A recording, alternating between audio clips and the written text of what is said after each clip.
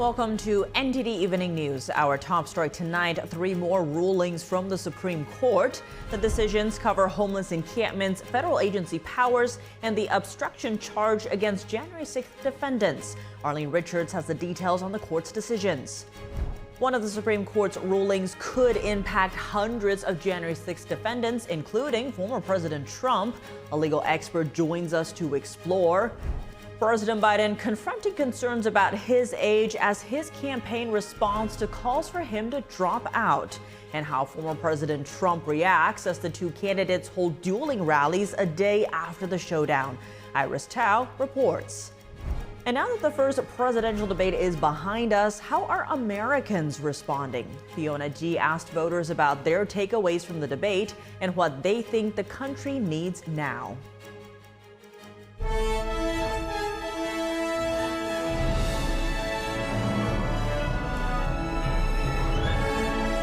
This is NTD Evening News. Live from our NTD Global Headquarters in New York City, here is Tiffany Meyer. Good evening, and thank you for joining us tonight. The Supreme Court today ruling in favor of a former police officer involved in the Capitol breach on January 6th by limiting the scope of an obstruction charge. Our legal correspondent has more on that opinion, plus other rulings posted by the court. In another day of opinion releases, the Supreme Court made it harder to charge January 6 defendants with obstructing an official proceeding. Former Pennsylvania police officer Joseph Fisher challenged the DOJ's use of the statute after he was charged with obstruction in connection with the January 6 Capitol breach. Former President Trump faces 2 counts of the same charge in the D.C. case brought by special counsel Jack Smith. In a 6-3 decision, the court ruled that a 2002 law the Justice Department used to charge hundreds of January 6 participants was intended to apply only in circumstances involving tampering with evidence. Chief Justice John Roberts, joined by 4 conservative justices and liberal Justice Ketanji Brown Jackson, wrote the opinion for the court. Roberts said the government's application of the law was not acceptable. He wrote, to prove a violation, the government must establish that the defendant impaired the availability or integrity for use in an official proceeding of records, documents, objects, or other things used in the proceeding. He further explained that although a subsection of the statute seems to include other forms of obstruction, it is linked to the intent of the statute, which is evidence tampering. Conservative Justice Amy Coney Barrett, joined by 2 liberal justices, wrote in the dissent that the statute was intended to cover a lot of different conduct. She admonished the majority for failing to respect what she believed to be Congress's intent when they wrote the statute. Fisher faces 7 criminal charges, only one of which is obstruction. Even if the obstruction charge is ultimately dismissed, the other charges will remain in place. The Supreme Court sent the matter back to the lower court to decide if Fisher's charge meets with the decision. Special counsel Jack Smith now has to decide if he will dismiss the 2 counts against Trump or move forward with them. His decision may depend on whether he can show that Trump tampered with documents. Smith has accused Trump of conspiring with others to submit a false slate of electors, which consists of documents, but it is unclear if he was involved in tampering. In other opinions released Friday, the court overturned a 40-year-old landmark case that gave federal agencies broad regulatory power. The majority decided that agencies shouldn't have the power to craft regulations based on their own independent interpretation of the law. In an Oregon case, the court ruled that cities may enforce laws restricting homeless encampments on sidewalks and other public property. In a 6-3 decision, Justice Neil Gorsuch, writing for the court, said the laws did not impose cruel and unusual punishment as applied under the 8th Amendment. The court is poised to answer the question of whether Trump is immune from criminal prosecution on Monday. Arlene Richards, NTD News.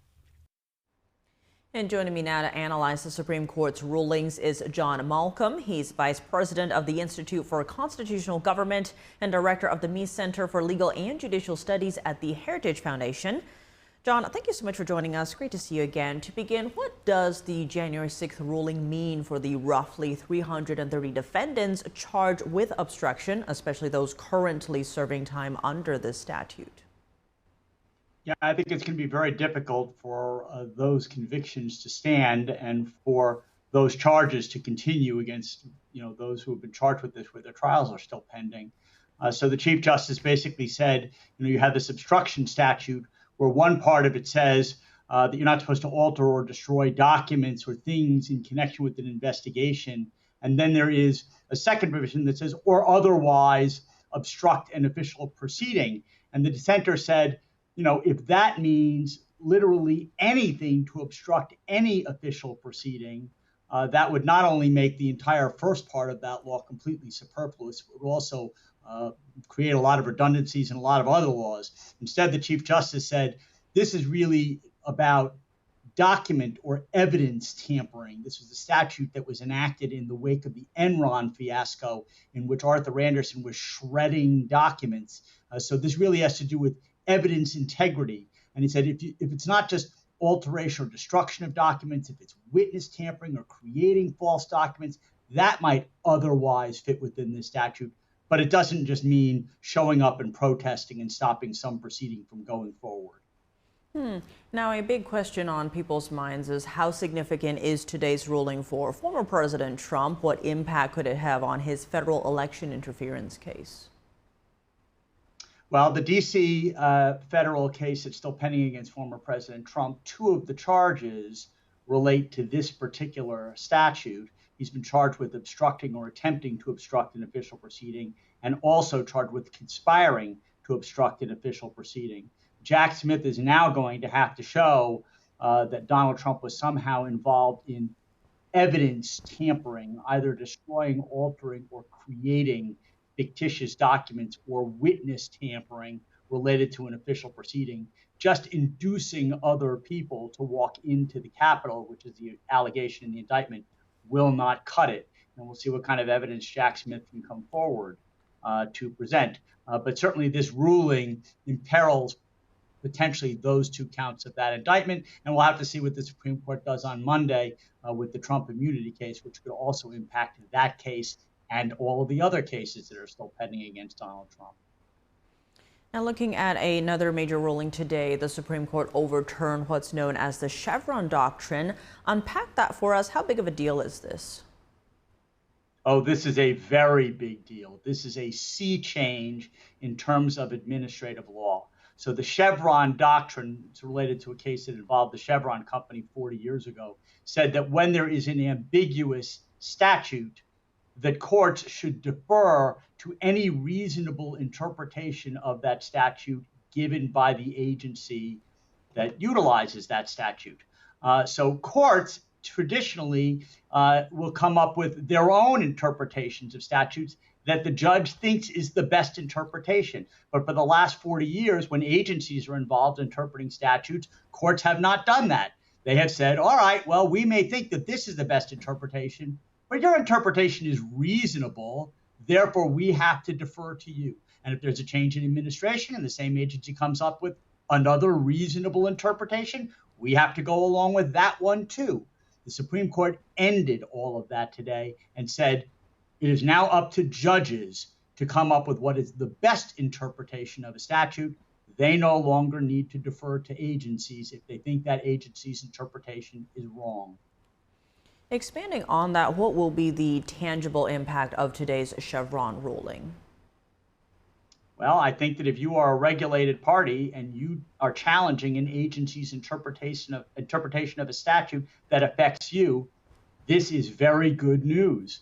The court would, for the last 40 years, has said, okay, agency, even though you're one of the parties in this case, how do you interpret this statute? And if the court came to the conclusion that the statute was vague and the agency's interpretation was reasonable, the agency would win. And not surprisingly, the agency ended up winning these cases a huge majority of the time. Now, people who challenge agency interpretations of statutes have a fighting chance because it won't be a thumb on the scale in favor of what the agency thinks. It'll be totally up to the judge about what is the best interpretation of the statute that applies to the challenger.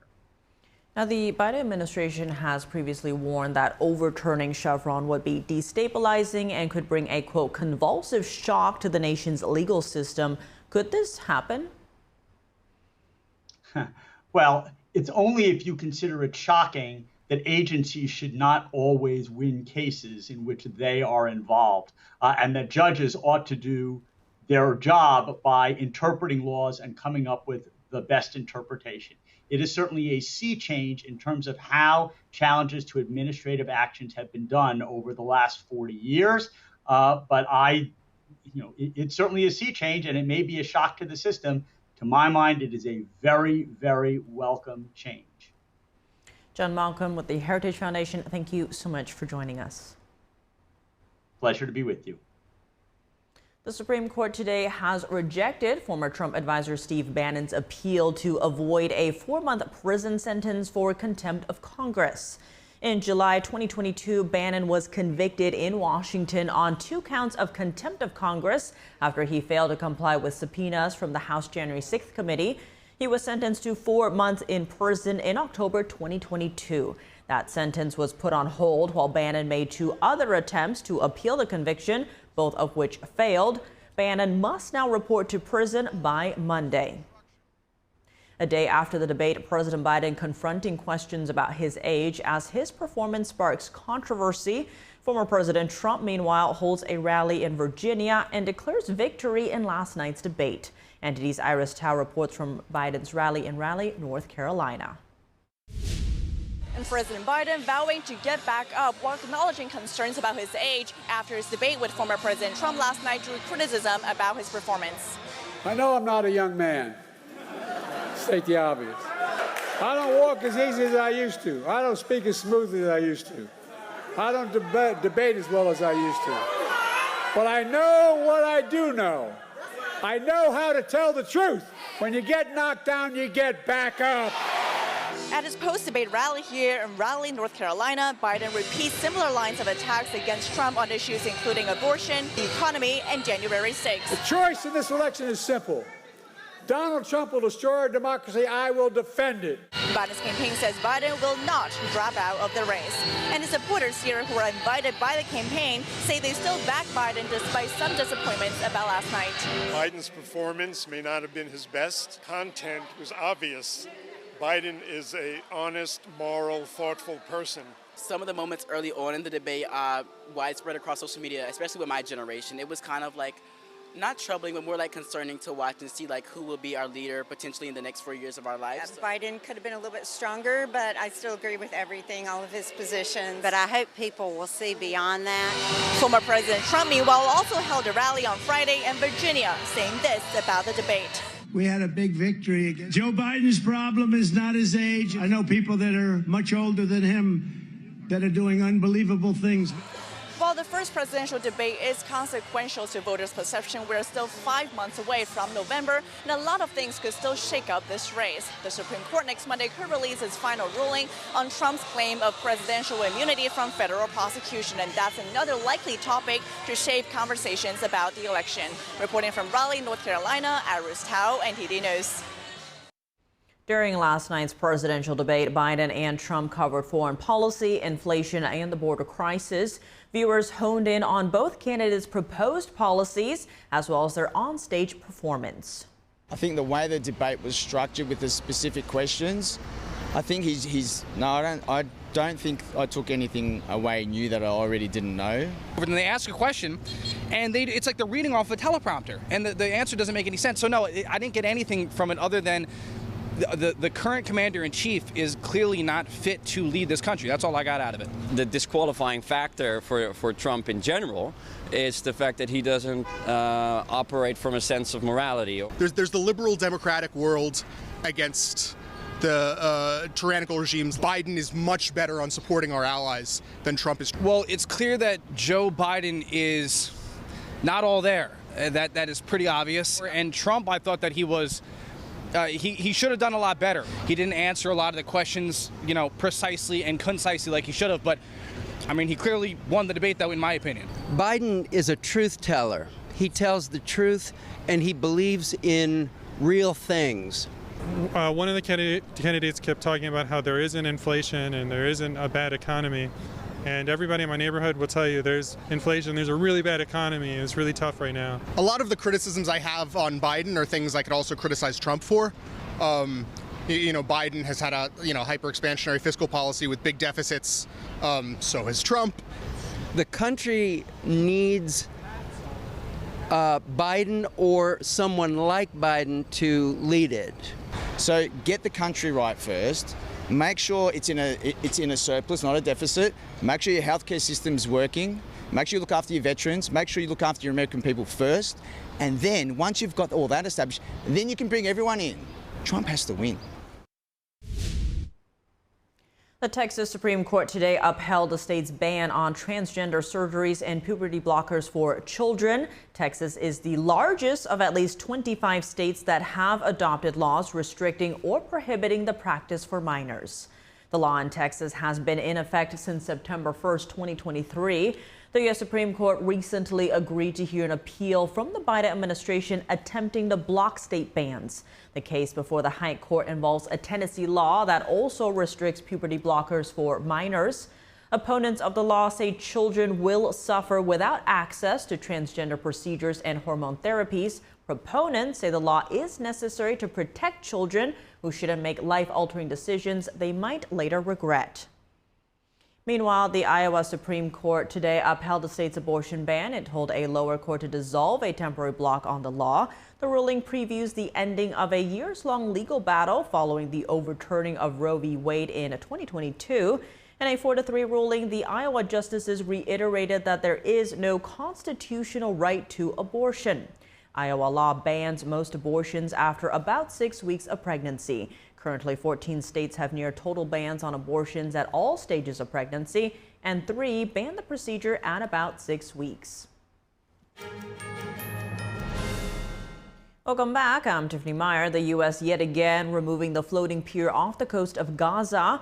Reports say this time the pier won't be coming back. The Pentagon, meanwhile, praises how much aid flowed through the temporary structure. NTD's international correspondent Arian Pazdar has a Middle East update. It's the third time the U.S. is removing the floating pier off the coast of Gaza, this time again because of rough seas. But the Pentagon on Friday praised how much aid already moved through the pier, comparing it to operations in the past. Following the devastating tsunami in 2011, DoD delivered about 3 million pounds of aid to Japan over approximately 2 months. So just again for context, in the last week, the temporary pier alone almost tripled that volume. She added that there is no immediate plan yet to bring the $230 million pier back. That's because a nearby marshalling yard is already full. The aid there has to be distributed by the United Nations before more can come in. The Pentagon declined to comment on reports that say the pier will not be reinstalled because it was detached permanently. That's really a decision that the commander will make. Meanwhile, in Gaza, fighting between Israel and Hamas continues. Israel's military released this footage, showing troops operating in the Rafah area and advancing with tanks. Israeli forces pressed their incursion deeper into northern and southern areas of Gaza on Friday. Palestinian health officials say tank shelling killed at least 11 people. Israel says 1 soldier was killed late on Thursday. NTD can't independently verify either one of those numbers. And on the other side of the Middle East, the people of Iran are voting for a new president on Friday. We are here to vote and decide the destiny of our country. Friday's election comes after late President Ebrahim Raisi died in a helicopter crash recently. All 4 candidates belong to a tightly controlled group, loyal to the supreme leader, Ayatollah Ali Khamenei. So does Friday's election have the power to bring about change in Iran? No, I don't think it matters. Foreign policy has always remained the same, and this year will be no different from previous years. Authorities say the result will be announced on Saturday. If no candidate wins at least 50%, a runoff between the top 2 candidates will be held. Arian Pazdar, NTD News. The House of Representatives has passed 3 appropriations bills despite threats from the White House to veto them if they ever reach the president's desk. Our Washington correspondent Luis Martinez has more on this story. House Republicans passed strictly through party lines the Defense, Homeland Security, State and Foreign Operations appropriation bills for fiscal year 2025. Democrats denounced Republican budget cuts and alleged culture war policies and even went as far as calling them far right, while Republicans defended their need to reduce the $34 trillion budget deficit. I've lived and worked on 5 different continents. I've worked out of 2 United States embassies, and the waste, fraud, and abuse that's taken place around the world when we're talking about this is massive. Is that far right to cut budgets from deprioritized spending? The American people are having difficulty filling up a gas tank and a grocery cart on the same day. So if the far right position is we want to make sure that illegal aliens can't come to the United States, kidnap, rape, and murder our children, apparently I'm far right, but I'm not. The defense appropriation bill increased 1% compared to fiscal year 2024, reaching up to $833 billion. The Homeland Security appropriation bills increased by $3 billion, $600 million going to building a border wall, and State Department and Foreign Operations received an 11% budget cut. We saw important budget cuts in the State Department Foreign Operations. Do you have any reactions to that? Well, that's a tool for us, the strength of our diplomacy. And I think that the Republican Party is going in the wrong direction and asking us to retreat from the world stage. The world needs American leadership. I voted against their proposal to cut those very vital agencies. Democrats lamented the lack of bipartisanship and also warned that a budget might not be agreed on before October 1st. Well, it's so unfortunate that Democratic amendments were not allowed to either be offered or supported. Do you think the appropriations would be settled after the elections? Well, I think a lot of things will be settled after the election, Farm Bill and a lot of other things. It's just the nature of what happens in an election year. Democrats suggested a continuing resolution might be a solution to the impasse until a new Congress is sworn in after the general elections. Reporting from Washington, D.C., Luis Eduardo Martinez, NTD News. Maui officials are showcasing rebuilding efforts nearly a year after a deadly wildfire devastated Lahaina. NTD's Christina Corona has more on this story.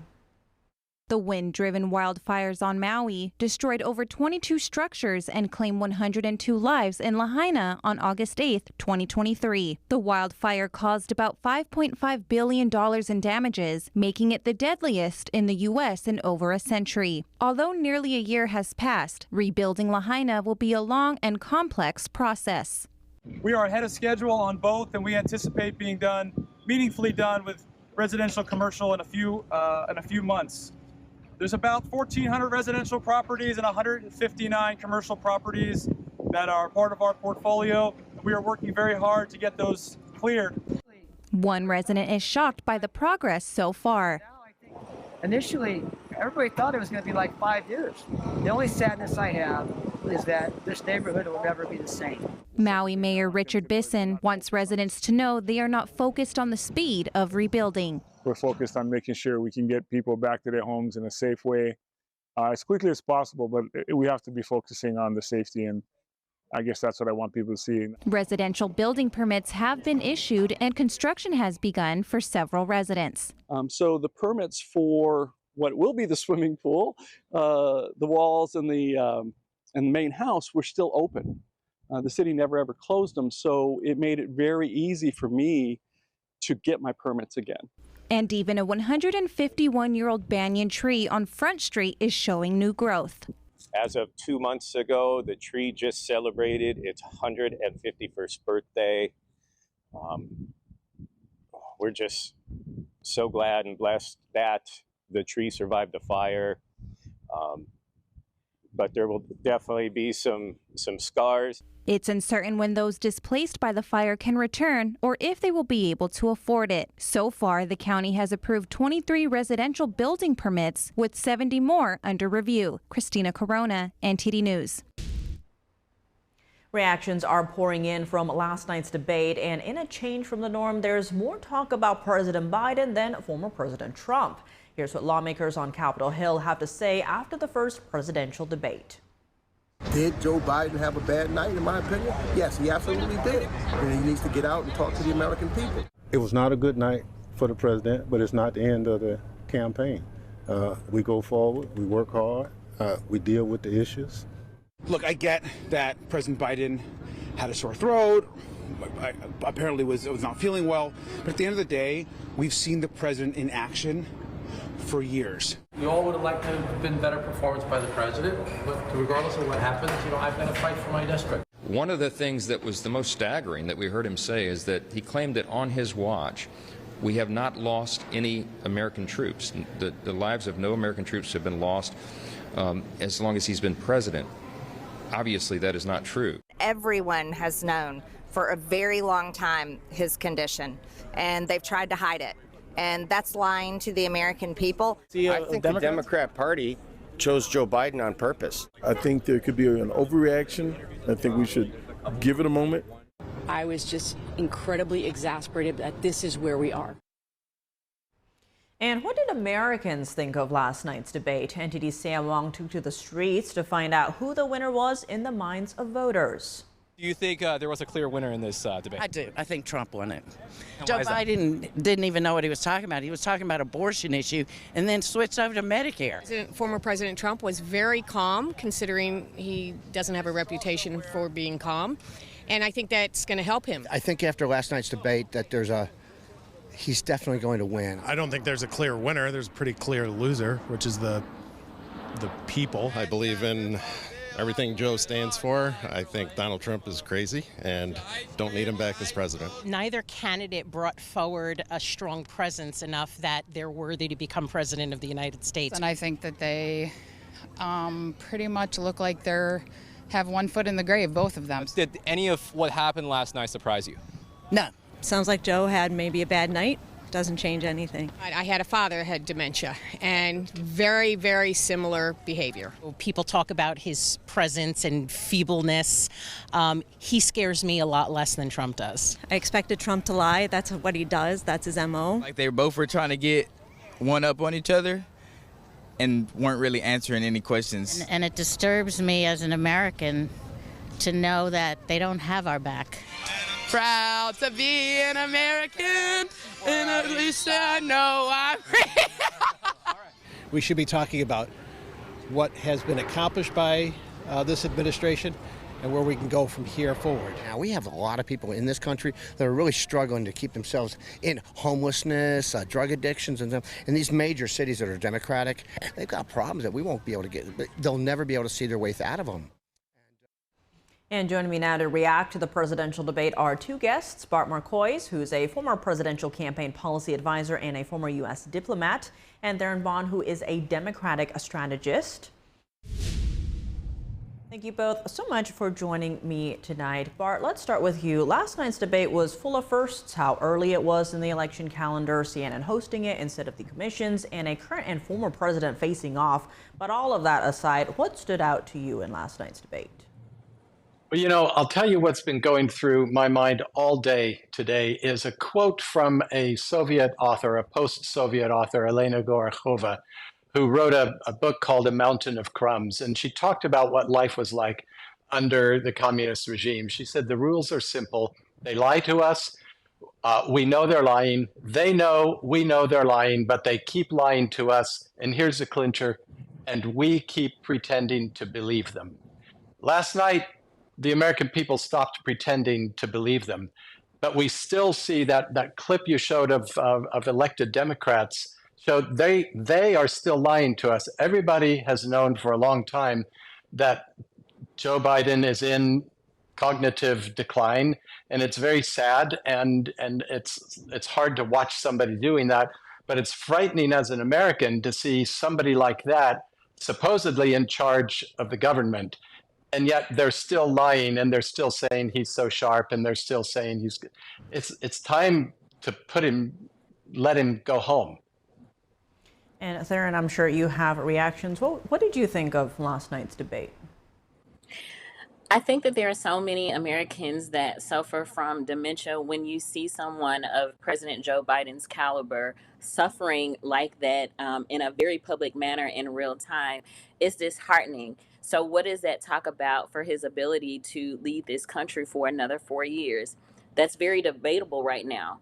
But I know that with the right support and the right people around him, the right people in his cabinet and administration, it just may give him the boost that he needs to get by. However, I do think that this is prime time for Democrats to reconsider what their options are at convention. However, I would take someone in the state that President Joe Biden is currently in over the possible dictatorship that former President Donald Trump presents every single day. And when it comes to choices there, and CNN's John King is saying there's a, quote, very aggressive panic in the Democratic Party that was triggered by the president's performance last night. Do you expect to see a serious effort to replace President Biden as the candidate? Anyone that is not considering replacing President Joe Biden as a Democratic nominee, anyone that says anything different, they're not living in reality, unfortunately. It is something that needs to be taken seriously. There are already a significant amount of voters who have been overlooked in their voting block. There are hundreds of thousands of uncommitted voters that could translate into uncommitted votes and also voter apathy come November. And if we don't take this seriously now, as Democrats will be disappointed in November, and we will be left with former President Donald Trump. And democracy, as we know it, will be in shambles and in limbo for quite some time. Project 2025, however, is not scary enough for people at this time. So we definitely need another candidate other than President Joe Biden. It's unfortunate. He's left a great legacy, but it's time for him to go home. And I don't mean the White House. I mean in Delaware, to enjoy the rest of his life. And Bart, what do you make of that? Are there serious efforts to replace President Biden? Can they at this stage? Technically, they can. It is difficult. All the delegates, he has more than enough delegates. I think the threshold is 1,800 something, and he has 3,900 locked up. They are legally obligated to vote for him on the first ballot. They could vote for him. They could nominate him, and that's coming soon, by the way. They're doing it. They're doing a what do you call it? Remote convention, a virtual convention, to meet the filing deadlines in several states, but they could, after that nomination, he could step down, but they have to convince President Biden to step down as the nominee, or they have to invoke the 25th Amendment while he's president to say he has to step down now. And then that would give them a justification to change it. I think Theron is right. They have to be considering it. I suspect that the reason this debate was held so early was so that they could change it if they needed to before the convention. I think there's tremendous pressure on him to step down. I believe he is resisting it strongly, and Jill Biden is resisting it strongly. And I think everybody on the campaign will resist it, because a lot of those people are not going to be hired by somebody else. If there's some other alternative candidate, they'll come in with their own campaign people. They're not going to hire the Biden campaign people. So there is stiff resistance to the idea of his stepping aside. To your point, President Biden's campaign has said that he is not stepping aside. He was just campaigning in front of an audience today in North Carolina, actually. Theron, how do you think his campaign should move forward to recover from last night? Right now, the problem that we're having in the Democratic Party is nobody wants to be the bad person. Nobody wants to be the one that said they convinced President Joe Biden to step down. But if we are all being honest, that's what's best for the American people. So what this is going to come down to is if Democrats, by and large, have enough courage to say, President Joe Biden, for the benefit of Democrats and the American people at large, please step back. It's better for us than it is for you, and that's what needs to be done. And Bart, on the flip side, there is still a big block of anti-Trumpers. Will last night's debate shift the needle on that? There is still the sentencing coming up for Trump. Given that, what is the best strategy for the former president leading up to November? I think what we saw last night was proof that he can win over those never-Trumpers, most of those never-Trumpers. He came out, Joe Biden had clearly been prepped with all kinds of zingers and all kinds of triggers meant to trigger Trump into some kind of I don't know, tantrum or saying something unreasonable. And it was all water off a duck's back. He smiled and he said, and this is what I thought was the winning statement of the night, when President Trump said, look, I wish that Joe were a great president. I wish he were as good as he says he is, because I wouldn't have to run. And he was calm, he was collected, he was thoughtful. And I think all he has to do is continue in that vein. He showed mastery of the topic. He called out Biden on so many issues, personal and policy. He kept sticking to the policy issues, except for that whole thing where the two of them started shouting at each other over their golf game. I thought that was hilarious. He kept things going, and he showed, yes, I am capable of being president as I was before, and life was better then, and it will be better again. And Theron, last night's debate, despite being highly anticipated and unprecedented in many ways, was watched by about 48 million people. That's compared to 73 million viewers when Trump and Biden first debated back in 2020. What do you make of this sharp decline in viewership? People aren't happy with the two options that we have. Here we are yet again choosing between the lesser of two evils, and people feel like they weren't introduced to the other potential options that were floating around for so long. Last night, what people expected was for President Joe Biden to come out swinging, and unfortunately, he fell flat. Juxtaposed, they thought former President Donald Trump was going to be off his rocker, shooting off the hip, just giving zingers left and right. And this is probably the most poised I've ever seen him. He didn't even look President Joe Biden's way. If you pay attention to the body language, President Joe Biden was a little shook and unnerved, and former President Donald Trump was very calm, which is very different from how they are in so many different spaces. Ultimately, the American people, they want different options. They want true leadership to be exhibited, and neither one of these candidates can truly excite either of their bases in its current state, which is why voter apathy is so high, and this election will come down to independents and single issue based voters. Bart Marcois and Theron Bond, thank you both so much for joining us. Thank you. Always. Welcome back. I'm Tiffany Meyer. The NFL loses the Sunday ticket case. It's being ordered to pay $4.7 billion over antitrust violations. The case could completely warp the NFL's business model while biting off 2/3 of its annual revenue. A California jury rules that the NFL violated antitrust law and must pay $4.7 billion to Sunday ticket subscribers. That amount could go up to $14 billion if the ruling is upheld. 2.4 million household subscribers and 48,000 businesses could benefit. The case could completely warp how the NFL does business, including the fan experience. Fans sued back in 2015. They accused the team of conspiring to collectively sell media rights instead of selling individually, engaging in competition. What's at stake is the right to be able to purchase these independent games versus being required to purchase the Sunday ticket, which is an inflated price because you can't get it anywhere else. Attorney Katie Charleston says fans may pay less if the NFL ultimately loses on appeal. Sunday Ticket lets fans watch out-of-market games on Sunday. The NFL Sunday Ticket plus YouTube TV is 4 payments of around $87 or $349 a year. Fans can also buy Sunday Ticket only for 4 payments of around $112 or $445 a year. What NFL Sunday Ticket is charging you is more than reasonable. I live here in New York, but if I was a Los Angeles Rams fan, I might only be able to see 1 or 2 games a year.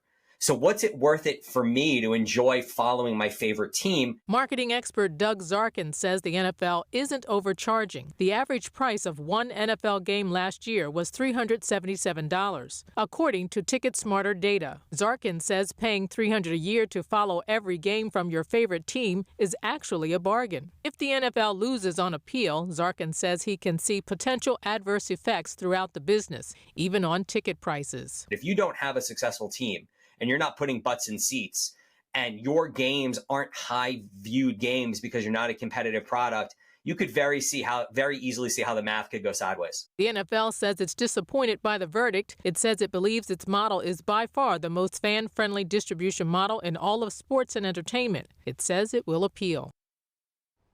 And now in more sports news, we're joined by NTD's Dave Martin. Dave, plenty going on today, but let's start in soccer, where the U.S. team lost yesterday 2-1 to Panama, which might jeopardize their chances to move on. What happened here? Yeah, it was not a good game for them, for sure. Now, for one thing, Tim Weah got a red card early in the game, the 18th minute, for what looked like striking a player. Now, that disqualified him for the rest of the game, and of course, as part of that red card punishment, the U.S. was down a man for the rest of the game. Now, they managed to score a goal just a few minutes later, but Panama quickly tied it up. But then at halftime, the U.S. had to replace goalie Matt Turner because of an injury. And then his replacement in the second half gave up a goal, and that was it. I mean, they lost. So now they're tied for second with Panama in the group with one game to go. But the U.S. now has to face a very difficult Uruguay team, while Panama plays one of the lowest ranked teams in Bolivia. And only the top two teams from each group can advance to the next round. Now, these games are going to be played Monday night, so we'll see whether they advance then. Moving to basketball news, the NBA draft concluded yesterday with the second round. Now, there seems to be quite a push for these players to get picked in the first round. What kind of salary differences are there between the two rounds? It's pretty big salary differences, actually. It's guaranteed millions is really what it is. How this works, you get a 4-year contract with the first 2 years guaranteed, the next 2 are team options. That's for all 30 first-round picks. And the higher you pick, the more money you get. Now, for context, the first pick in last year's draft, that was Victor Wembanyama, got $12 million this year, and he gets $12 million next year, and then 2 more team options. Meanwhile, the final pick of the draft still got $2.5 million for each of his first 2 years. That's $5 million whether you make the team or not. Now, in taking the second round, you do not have those built-in guarantees. It's really up to your agent to see how good of a negotiator you can be. Now, for someone like LeBron James and Bronny James, his agent Rich Paul has a lot of sway with the Lakers since he's, LeBron's agent. I wouldn't be surprised if he got a guaranteed deal. Probably not for $5 million though. Shifting gears to baseball, the first phase of the All-Star Game voting was completed yesterday, with Aaron Judge and Bryce Harper being the top 2 vote getters. What's next in this process? Well, Judge and Harper now are going to be All-Star starters for their respective teams. And then the Phase 2 starts Sunday. This is a little unusual. Now, Phase 2 limits the voting to just 1 vote to the top 2 vote getters per position per league. Fans can only vote 1 time in a 24-hour period. Now, in Phase 1, you could vote up to 5 times in a 24-hour period. I don't know who's doing that, but that is the limit anyway. But this is for every position except for pitcher. I don't know why pitching, they don't allow the fans to vote for it, but that's just always been the way it is. Anyway, of all the 4 major sports, though, the All-Star Game voting, this one still has a lot of popularity. I mean, 150 million votes have already been cast. I think this All-Star Game is very popular because of this. There's still a separation between the 2 leagues. You still get individual matchups that you don't normally see in the regular season. Now, this game is going to be scheduled for Tuesday, July 16. Looking at tennis news, former Wimbledon champions Novak Djokovic and Andy Murray are in the draw despite recent injuries. What are the expectations for these two? But Djokovic is still ranked second in the world. This is despite having to pull out of the French Open a few weeks ago with an injury. But he really hasn't had the same success this year. 18-6, he has not won a tournament. That's despite not having to deal with his, nemesis, Rafael Nadal, who's been injured. That said, he's won this event, Wimbledon, 7 times. If he plays, I'm still expecting a deep run from him. I'll grant he is 37. Now, for Murray, who's won this twice, it sounds like he's going to go Wimbledon, Olympics, and then possibly retire. Now, he's very, very popular over there, so I would think the fans would like to see a long run from him too. It's probably not as likely though for Murray. Well, Dave, as always, thanks for joining us. Well, thank you, Tiff. And that's all for today's news. For round-the-clock coverage, visit us at ntd.com or download our NTD app. Thanks for tuning in. I'm Tiffany Meyer. Good night.